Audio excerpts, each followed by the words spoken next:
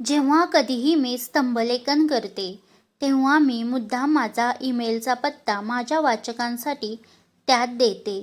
हेतू असा की त्या लेखाविषयीच्या त्यांच्या प्रतिक्रिया माझ्यापर्यंत पोहोचाव्या. त्यांनी मला पाठवलेली ईमेल्स ही फक्त माझ्या स्तंभलेखनाच्या संदर्भातच असावी अशी मी पुष्टी जोडते. पण तरीही मला अनेक ईमेल्स येतात, जी दुसऱ्याच विषयांच्या संदर्भात असतात. काही ईमेल्समधून माझ्या स्तंभलेखनाचं कौतुक केलेलं असतं, तर काही सरळ सरळ कुत्सित उपहासगर्भ असतात. लास्ट वर्ड या स्तंभासाठी मी जे काही लेखन करते ते पूर्णपणे माझं वैयक्तिक मत असतं. माझ्या मनात जे काही विचार असतील ते थेट तसेच्या तसे वाचकांपर्यंत पोहोचवण्याचा माझा प्रयत्न असतो. हुंडाबळीचा जो भयानक प्रकार आहे त्याचं वर्णन करणं, भ्रष्टाचाराची कारणमीमांसा करणं, प्रामाणिकपणाविषयी नीतिपाठ देणं, या गोष्टी तशा फार कठीण नसतात. पण माझे अनेक वाचक मला अशी विनंती करतात की मी माझ्या स्वतःच्या वैयक्तिक आयुष्यात किंवा माझ्या जवळच्या मित्रमैत्रिणींच्या आयुष्यात घडलेल्या प्रसंगांविषयी काहीतरी लिहावं. मी पण एक शिक्षिका आहे, त्यामुळे रूपके आणि उदाहरणे यांच्या सहाय्याने विषय जास्त सुस्पष्ट होतो याची मलासुद्धा कल्पना आहे. त्यामुळेच लिहिताना मी माझ्या स्वतःच्या काही अनुभवांविषयीसुद्धा लिहिते. मी लिहिलेले प्रसंग माझ्या स्वतःच्या घरात किंवा माझ्या मित्रपरिवारांपैकी कोणाच्याही बाबतीत घडलेले असू शकतात. पण त्याचा अर्थ माझा मुलगा काय म्हणाला, माझा मित्र किंवा मैत्रीण कसे बोलले हे वर्णन करण्याचा काही माझा उद्देश नसतो. केवळ ते काही क्षण वाचकांपुढे ठेवावे एवढाच हेतू असतो माझा. कारण ते क्षण, ते अनुभव वाचकांना आपल्या अनुभवांशी मिळते जुळते वाटू शकतात. पण अनेकदा वाचक ते वाचून स्वतःचा गैरसमज करून घेतात आणि मग बोचऱ्या भाषेत टीका करणारी ईमेल्स मला पाठवून देतात. माझा एक लेख प्रकाशित झाला, not all is wrong with the next generation. त्या लेखात मी माझ्या मुलाबरोबर झालेलं एक संभाषण दिलं होतं. ते लिहिण्याचा उद्देश माझा मुलगा किती श्रेष्ठ आहे, मी किती मोठी आहे वगैरे दाखवून देण्याचा अर्थातच नव्हता. 2 पिढ्यांच्या प्रतिनिधींमध्ये घडलेलं ते एक संभाषण होतं. मी जुन्या पिढीची प्रतिनिधी आणि माझा मुलगा नव्या पिढीचा प्रतिनिधी. हे संभाषण मला अ नावाचा मुलगा आणि ब नावाची बाई यांच्यात घडलं असं लिहिता आलं असतं. मग त्यामध्ये कुठेही वैयक्तिक माझा संबंध न येता 2 पिढ्यांमधील फरकांविषयीचं सर्वसाधारण विधान मला करता आलं असतं. पण त्याऐवजी प्रत्यक्षात घडलेल्या एखाद्या घटनेचा आधार घेऊन लिहिणं हे मला जास्त योग्य वाटलं.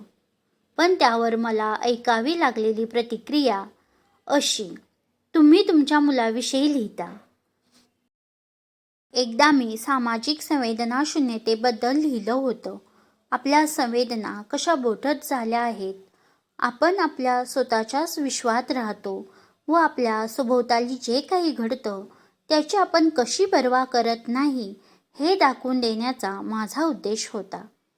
आपण आपल्या कुटुंबाची काळजी तर घेतलीच पाहिजे, ती गोष्ट मीही अमान्य करत नाही. कुटुंब तर अत्यंत महत्त्वाचं आहे.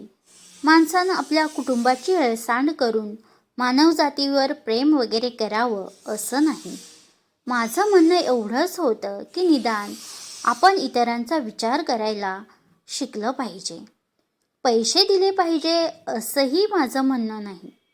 मी फक्त माझ्या अनुभवातून एक छोटंसं उदाहरण दिलं. लोकांनी मला लगेच टीका करणारी पत्रे पाठविली. मी भगवान बुद्धांच्या बाबतीत घडलेली एक कथा सांगून बुद्धांविषयी काही आदरपूर्वक उद्गार काढले होते. ज्या व्यक्तीला दुसऱ्यांना मदत करण्याची इच्छा आहे अशा एका व्यक्तीच्या सर्वोच्च स्वार्थत्यागाचं भगवान बुद्ध हे प्रतीक आहे, असं मी त्यात म्हटलं होतं. प्रत्येकाला तर बुद्ध होणं काही शक्य नाही, पण निदान अशा थोर महात्म्यांकडून आपण काहीतरी शिकू शकतो. माझ्या लेखाचा शेवट आशावादी, सकारात्मक असतो, तेव्हा तो लेख वाचक डोक्यावर घेतात. पण जर क्वचित एखाद्या लेखाचा सूर जरा निराशावादी, नकारात्मक असेल तर लगेच मला पत्रे येतात.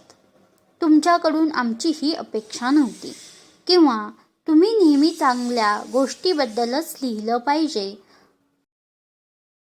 खरं तर आपल्या खऱ्याखुऱ्या आयुष्यात अगदी सर्व गुण संपन्न अशी एकसुद्धा व्यक्ती नसते. अगदी प्रत्येक क्षेत्रात यशस्वी झालेली एकही व्यक्ती नसते. कोणत्याही यंत्रणेत काहीतरी दोष असतातच. खरं तर आयुष्य म्हणजे अधिक व उणे, हसू आणि आसू, उन्नती आणि अवनती यांचं मिश्रण आहे. नकारात्मक गोष्टी, घटना हा सुद्धा मानवी आयुष्याचाच भाग असून त्यांचं सुद्धा चित्रण साहित्यातून करणं ही प्रत्येक साहित्यिकाची जबाबदारी आहे. त्या सर्व गोष्टींचा आपण स्वीकार करून सुद्धा सकारात्मक दृष्टिकोन कसा ठेवला पाहिजे हे आपल्याला त्या साहित्यिकांनी सांगितलं पाहिजे. कोणत्याही घटनेकडे दोन वेगवेगळी माणसे दोन भिन्न भिन्न दृष्टिकोनातून पाहू शकतात. माझ्या स्तंभलेखनामधून मी नेहमीच जनसामान्यांच्या दृष्टीने महत्त्वाच्या असलेल्या बाबींविषयी माझ्या खऱ्याखुऱ्या प्रामाणिक भावना काय ते मांडण्याचा आटोकाट प्रयत्न करते. त्यामध्ये कोणत्याही स्वरूपाची बढाई मारणे किंवा काही खाजगी गोष्टींविषयी मुद्दाम बोलणे असा माझा मुळीच हेतू नसतो.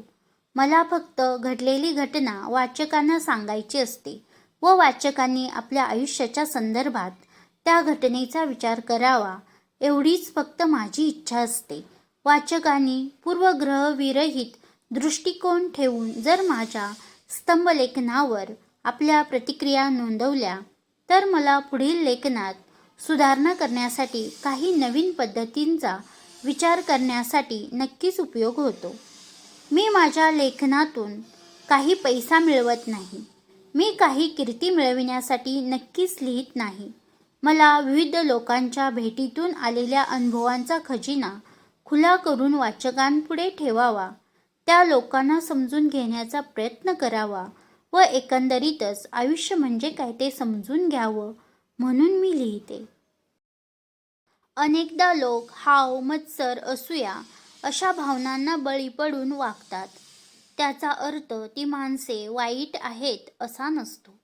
माणसाच्या ठायी असलेले काही गुण आहेत आणि म्हणूनच माझे वाचकच मला लेखनासाठी प्रेरणा देतात असा माझा ठाम विश्वास आहे.